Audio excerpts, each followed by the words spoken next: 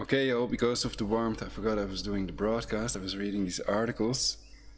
So I hope that this doesn't become a second part, but otherwise this is part 2 of the broadcast that I'm not going to check the title of. Well, okay, I can check it easily. So, Putin, Tehran in full compliance with its nuclear commitments, sanctions against Iran groundless. And we were reading the Newsweek.com article. Russia praises Iran and their joint twins in Syria as US tensions rise.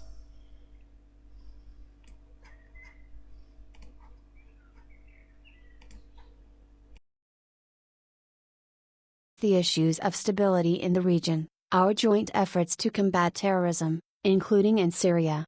The two countries are the top supporters of Syrian President Bashar al-Assad's campaign against rebels and jihadis that once claimed most of the country after 2011 uprising. The rebellion was supported by the US and Middle Eastern allies including Israel, Qatar, Saudi Arabia and Turkey, which remain the leading backer of the beleaguered Syrian opposition. Ankara too, however, has joined Moscow and Tehran in an effort to solve the 8-year conflict, and Putin praised the joint success of all three powers Friday. The US, which now backed a mostly Kurdish group known as the Syrian Democratic Forces, has largely shifted its focus from the war-torn country since the defeat of the Islamic State militant group, ISIS, in March. President Donald Trump and his administration have since focused on the Persian Gulf, where Washington has accused Tehran of being behind a recent series of attacks near the world's most important oil choke point in the Persian Gulf. Iran-Russia Rouhani. Putin. Iranian President Hassan Rouhani, meets with Russian President Vladimir Putin on the sidelines of the Shanghai Cooperation Organization Summit at Bishkek, Kyrgyzstan, June 14. The two leaders formed a strategic partnership to support the Syrian government and, though their regional interests have begun to diverge, both face tense relations with the U.S. Kremlin Press Office. U.S. Central Command, designated a terrorist organization by Iran after the U.S. branded Tehran's elite Revolutionary Guards with such a label earlier this year, released footage purporting to show a Revolutionary Guards vessel removing an unexploded limpet mine from the site of the front Altair, one of two foreign tankers damaged in apparent attacks Thursday in the Gulf of Oman. The incident was the second in just weeks involving commercial ships in the strategic waterway, located less than 100 miles from the Strait of Hormuz, through which a third of the world's maritime oil traffic passes. Secretary of State Mike Pompeo quickly cast the blame on Iran that same day, and Acting Defense Secretary Patrick Shanahan soon followed suit. Iranian Foreign Minister Mohammad Javad Zarif said Thursday that suspicious doesn't begin to describe the incidents as they coincided with a historic meeting between Japanese Prime Minister Abe Shinzo and Iranian Supreme Leader Ayatollah Ali Khamenei. The two vessels, one bearing the flag of Norway and the other of the Marshall Islands, reportedly carried Japan-related cargo. To further complicate things, both the U.S. and Iranian navies responded to the explosions that hit the ships. Up to 23 sailors were apparently transferred to the Iranian port city of Jask after initially being picked up by a South Korean ship, while the U.S. claimed that 21 were rescued by a Dutch vessel. Russia has confirmed that 11 of its nationals were in Jask, and Deputy Foreign Minister Sergei Ryabkov spoke out Thursday to warn against hasty attempts to pin the blame on those who are unwanted by a number of well-known states. Moscow has repeatedly criticized Washington's interventions across the Middle East, its role in expanding the NATO Western Military Alliance, its decision to abandon historic arms control treaties and sanctions targeting Russian businesses and state entities. Mike Pompeo, Iran, attacks. Gulf Secretary of State Mike Pompeo delivers remarks to the media at the State Department in Washington, June 13. Pompeo accused Iran of being behind attacks on two tanks in the Gulf of Oman, and the Pentagon produced footage the following day purporting to prove it amid Iranian denials. AFP/Getty Images, Eric Barrett. Moscow and Tehran were far from completely aligned in their Middle East vision, with the former maintaining close ties with Israel as the latter championed an axis of resistance including Syria, Lebanon's Shiite Muslim Hezbollah movement and various like-minded groups backed by Iran, but their ties have yet to significantly fray, even as the two began to compete for influence in Damascus. Putin noted Friday that their mutual success there was thanks to, in particular, the active position of Iran.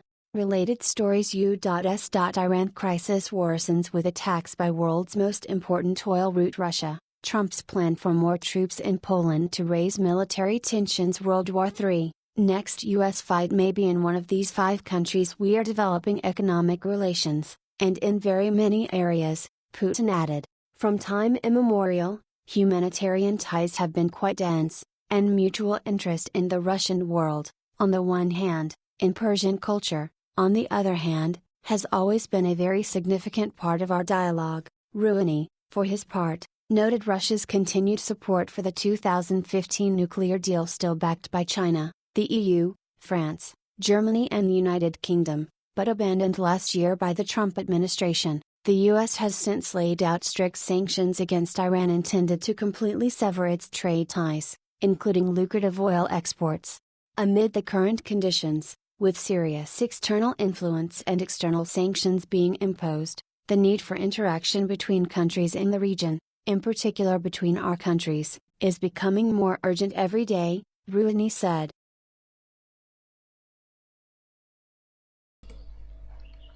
Okay. So that was Newsweek.com.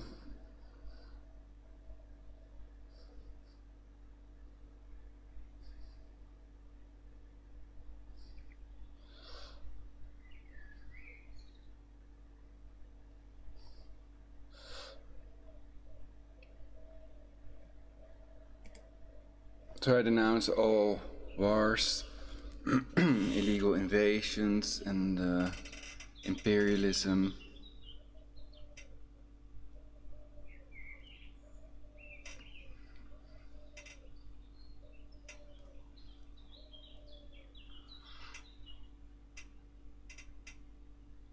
And people should look for ways to end these wars and create universal peace. It's that simple. So then we can hop to the AlJazeera.com article. Will Russia back US maximum pressure on Iran?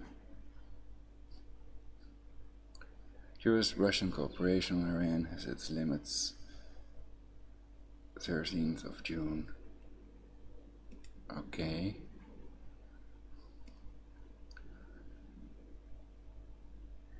Putin shaking the hand of Pompeo.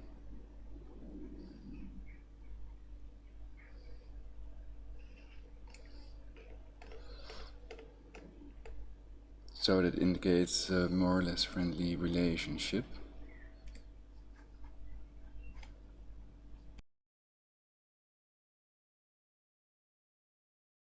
Will Russia back U.S. maximum pressure on Iran? U.S.-Russian cooperation on Iran has its limits. By Leonid Disev and Nikolay Kazanov. June 13, 2019. Russian President Vladimir Putin meets with U.S. Secretary of State Mike Pompeo at the Batyarov-Rushai residence in Sochi on May 14, 2019. Reuters/Alexander Namanov. Russian President Vladimir Putin meets with U.S. Secretary of State Mike Pompeo at the Batyarov-Rushai residence in Sochi on May 14, 2019.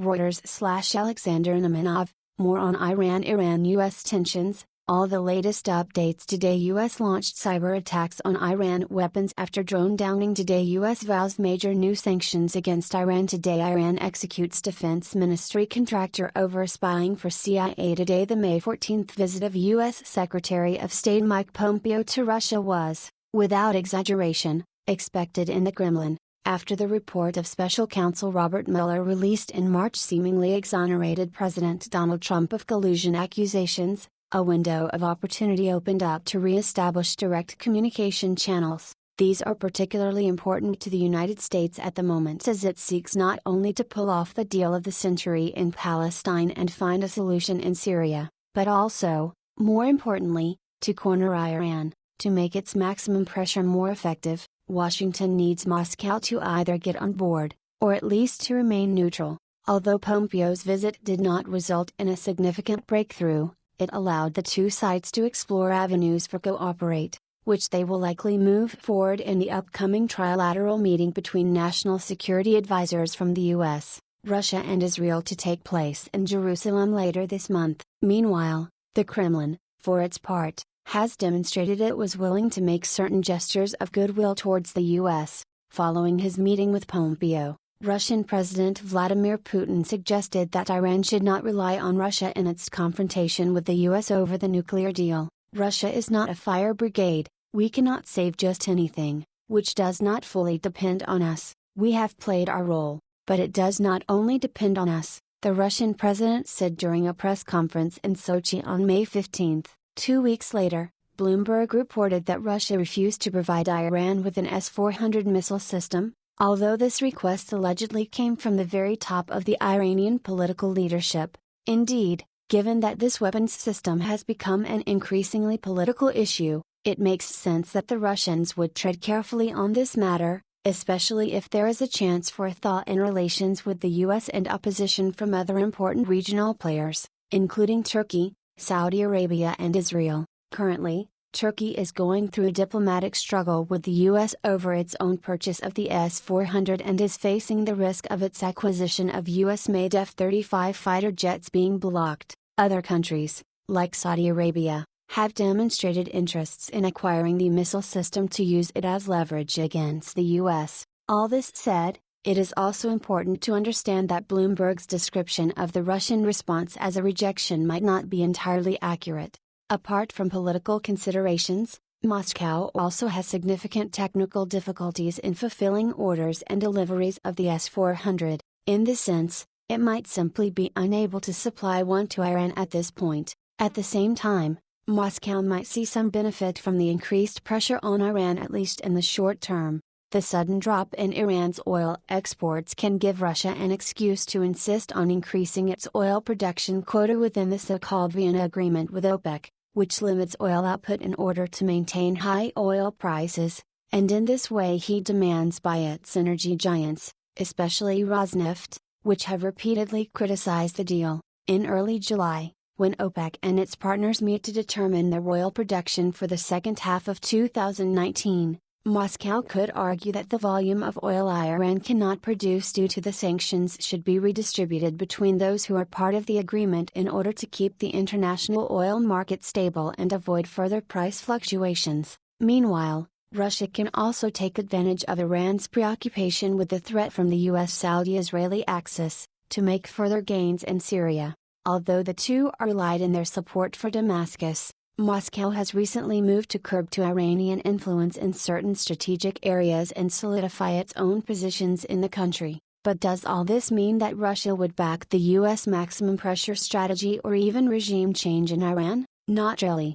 First of all, Moscow sees Tehran as an important player in the Middle East and a bulwark against US hegemony. It is in its interest to keep the region multipolar. Second, despite having differences in Syria, Russia also needs Iran to manage the Syrian crisis. The Kremlin is quite aware that any talk of a complete Iranian withdrawal from Syria is simply wishful thinking.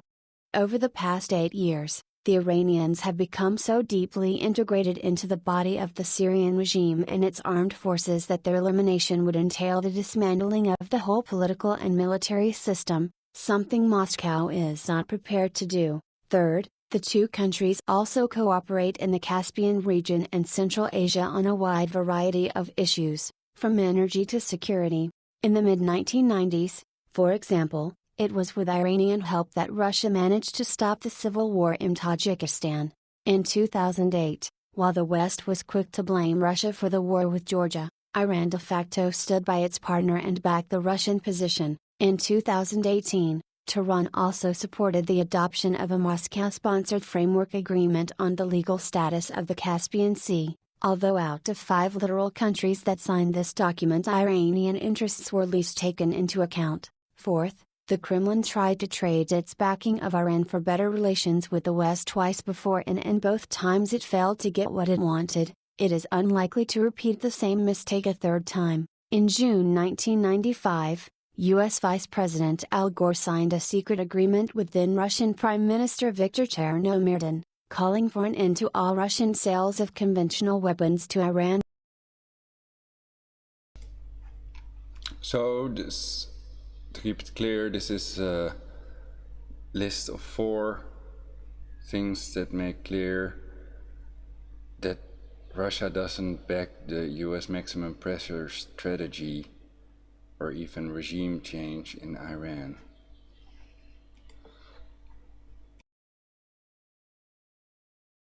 By the end of 1999, in exchange, the Kremlin expected more active economic cooperation with the US.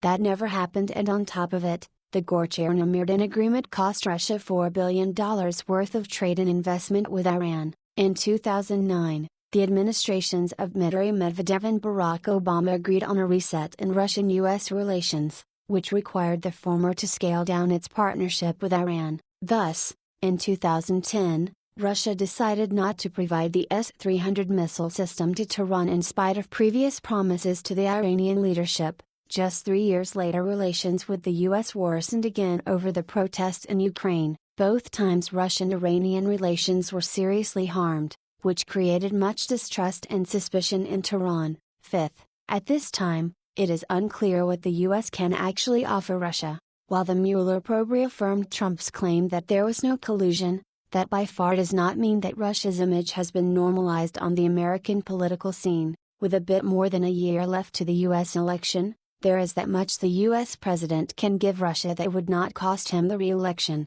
Improving relations with Moscow would mean reconsidering Washington's policies on a number of key issues, including the annexation of Crimea, the war in eastern Ukraine, and Russian interference in the domestic affairs of other European countries. For all these reasons, Russia is unlikely to back the US escalation against Iran. Apart from some minor amendments in its stance or an offer to mediate, it would not support US efforts to isolate its partner. The views expressed in this article are the author's own and do not necessarily reflect Al Jazeera's editorial stance.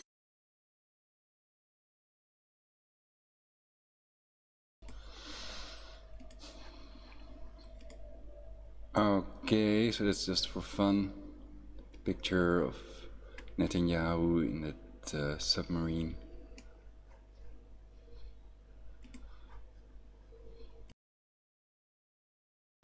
So, what do I think of previous article? Well, I haven't been listening very much, but so these are 4 reasons Russia won't back the US maximum pressure strategy nor regime change in Iran.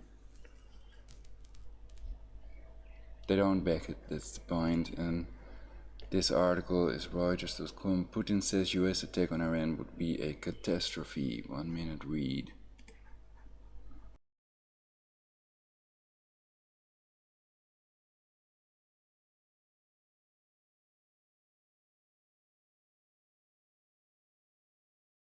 World News, June 20, 2019, 3:04 p.m. 3 days ago, Putin says US attack on Iran would be a catastrophe. 1 minute read. Russian President Vladimir Putin speaks during an annual nationwide televised phone-in show in Moscow, Russia, June 20, 2019. Sputnik, Alexei Nikolsky, Kremlin via Reuters. Moscow, Reuters. Russian President Vladimir Putin said on Thursday that a U.S. military attack on Iran would be a catastrophe for the Middle East that would trigger a surge in violence and a possible refugee exodus. Putin, speaking during his annual televised question and answer session, said Moscow believed Tehran was in full compliance with its nuclear commitments and called sanctions against Iran groundless. Reporting by Moscow Bureau, editing by Andrew Osborne.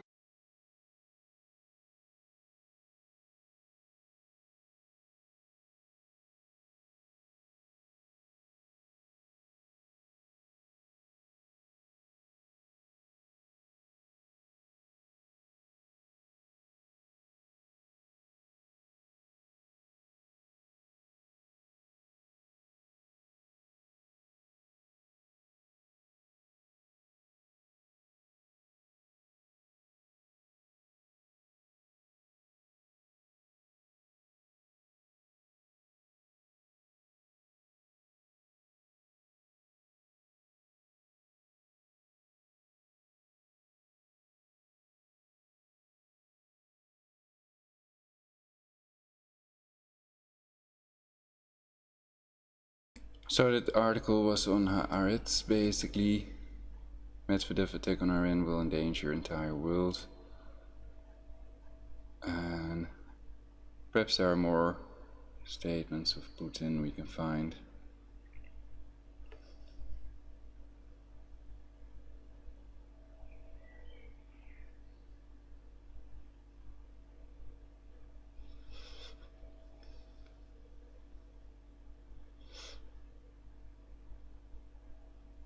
Russian President Putin says use of US force against Iran would be, quote, disaster, unquote.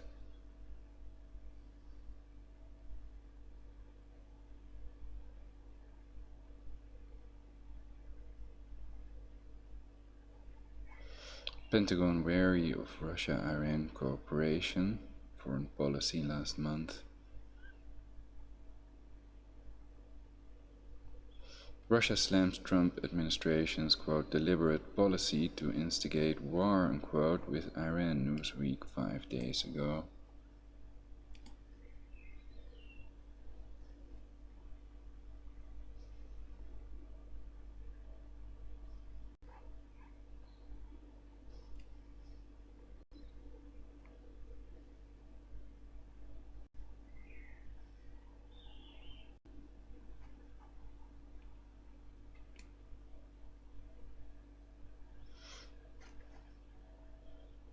Okay, let's first read Newsweek. World Russia slams Trump administration's deliberate policy to instigate war with Iran by Christina Maza on June 18, 2019 at 10:50 a.m. EDT-005. When asked if the U.S. is going to war with Iran, Trump says, "I hope not." Share world Iran. Donald Trump. Russian government officials slammed the Trump administration's approach to Iran on Tuesday, arguing that the U.S. government is purposefully aiming to provoke a conflict. For quite a while, we have been witnessing the United States' continuous attempts to increase political, psychological, economic and military pressure on Iran. I think that such actions are rather provocative and cannot be considered as anything other than a deliberate policy to instigate a war, Russia's Deputy Foreign Minister Sergei Ryabkov told reporters during a press briefing on Tuesday. Russian President Vladimir Putin met with Iranian President Hassan Rouhani on Friday, at a time when the U.S. is increasingly isolated in its approach to Iran. A special advisor to Federica Mogherini, the European Union's top official for foreign affairs, similarly blamed the U.S. for the tensions escalating between Washington and Tehran. This is happening for one reason that has not been cited so far, which is the fact that the United States has violated the Joint Comprehensive Plan of Action, meaning the Iran deal, the advisor Natalie Toti told BBC in a radio interview on Tuesday. Iran-Russia. Rouhani. Putin. Iranian President Hassan Rouhani, meets with Russian President Vladimir Putin on the sidelines of the Shanghai Cooperation Organization Summit at Bishkek, Kyrgyzstan, June 14. The two leaders formed a strategic partnership to support the Syrian government and, though their regional interests have begun to diverge, both face tense relations with the U.S. Kremlin Press Office. Secretary of State Mike Pompeo will meet with Mogherini at the State Department on Tuesday. European officials have been working to save the Iran deal despite President Donald Trump's decision to abandon it completely last year and reinstate sanctions against Iran.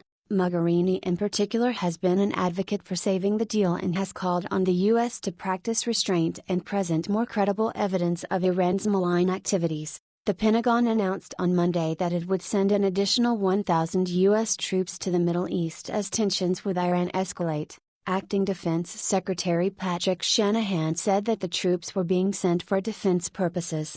Related stories: U.S. to send 1,000 additional troops to Middle East amid tension with Iran. U.S. base in Iraq hit by rockets as photos allege Iran behind Gulf attacks. Iran warns it's heading towards a confrontation with the U.S. The U.S. has received credible intelligence on hostile behavior by Iranian forces and their proxy groups that threaten United States personnel and interests across the region, Shanahan said, adding that the troops are being sent to ensure the safety and welfare of our military personnel working throughout the region and to protect our national interests.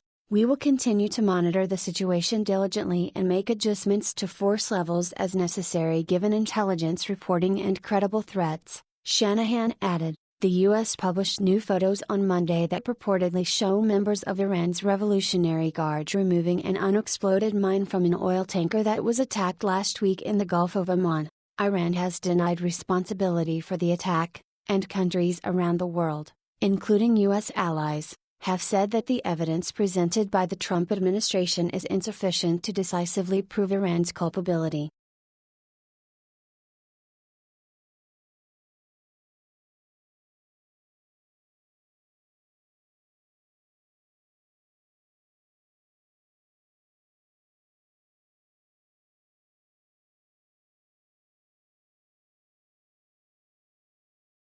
The evidence presented by the Trump administration is insufficient to decisively prove Iran's culpability.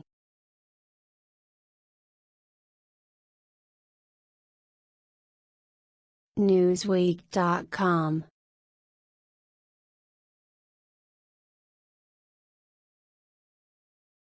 Russian President Putin says use of U.S. force against Iran would be disaster. News.yahoo.com.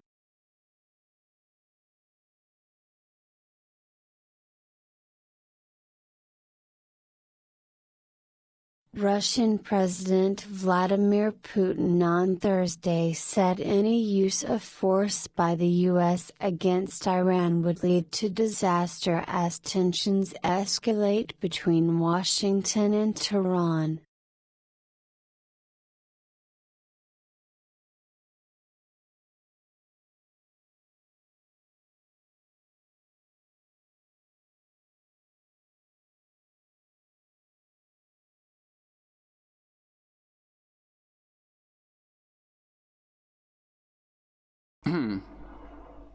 He added that the consequences of intervention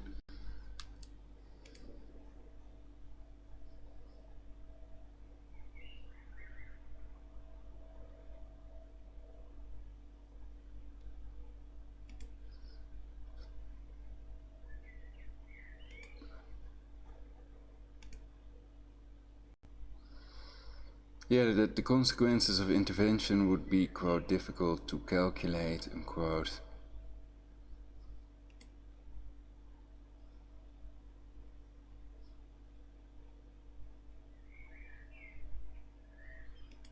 Moscow has backed Tehran in its standoff with the United States since Washington.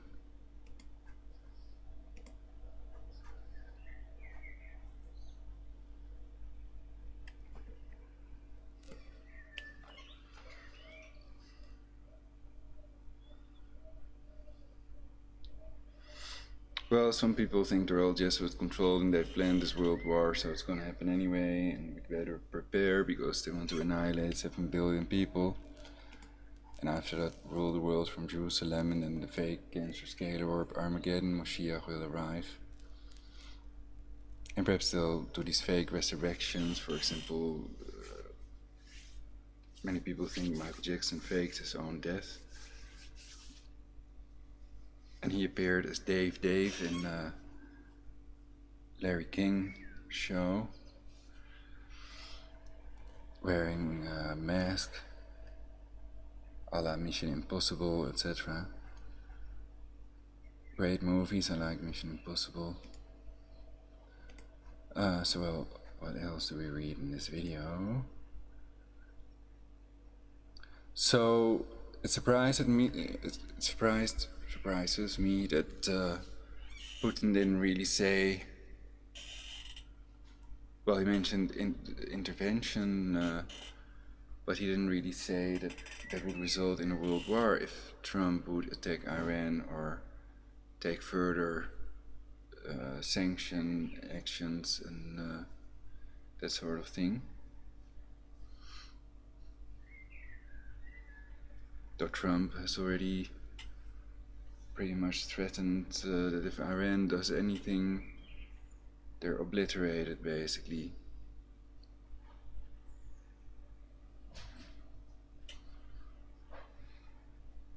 So if that would happen, why would Russia do anything after that? It could only escalate into a world war.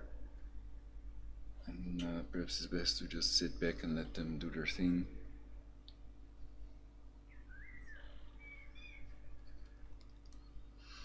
But hopefully Trump doesn't do anything, and neither does the Iranian army. Or so basically the DoD is also declared a terrorist group in Iran now. And many people are not talking about that. It's also in one of my previous broadcasts, I think. In the previous one, probably. So yeah, they're both terror groups. The Department of Defense involved in the depleted uranium war crime, etc. Invasions of many countries in the Middle East according to many illegal wars, for which they need the consent of Congress, the approval of Congress. In this case, because Iran is a sovereign state, you can find a list of these sovereign states online. Also a UN member country and a signatory country to the NPT, the Nuclear Proliferation Treaty. And they cannot have evidence. Obviously they're lying about this attack, supposed attack on their cancer oil tankers. And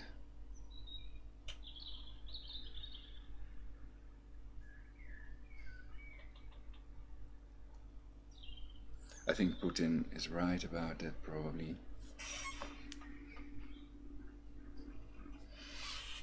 So yeah, if it was a mine, how can the hole be above the waterline? And what did that person see qua projectile? An eyewitness.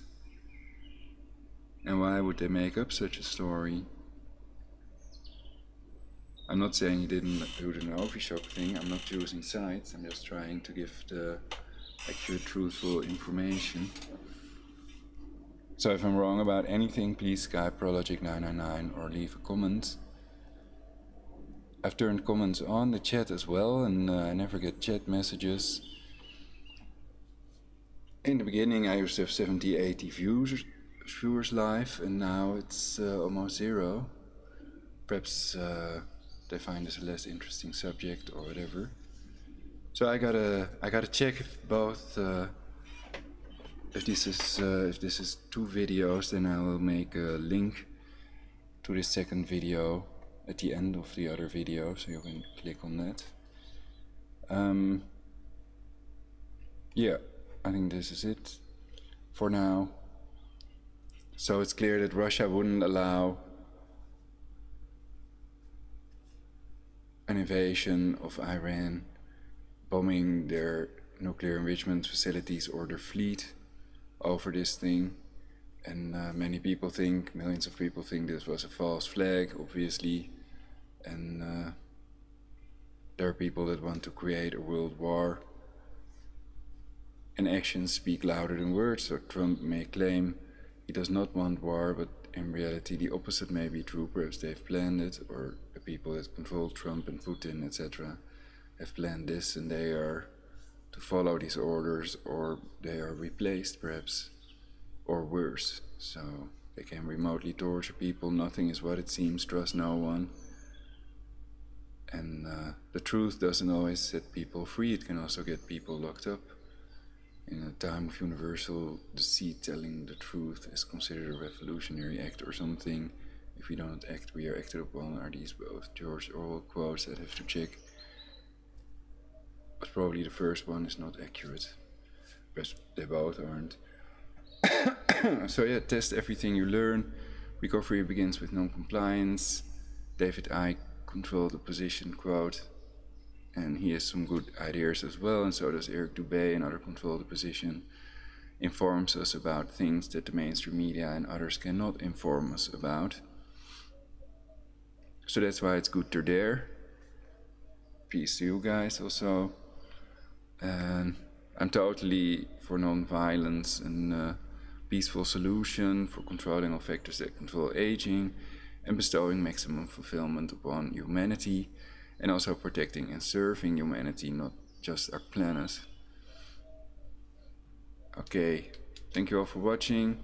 Tune in next time and try Something.Vegetarian for universal peace.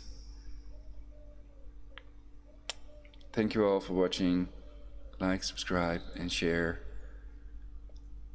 Likes and subscribes equals love.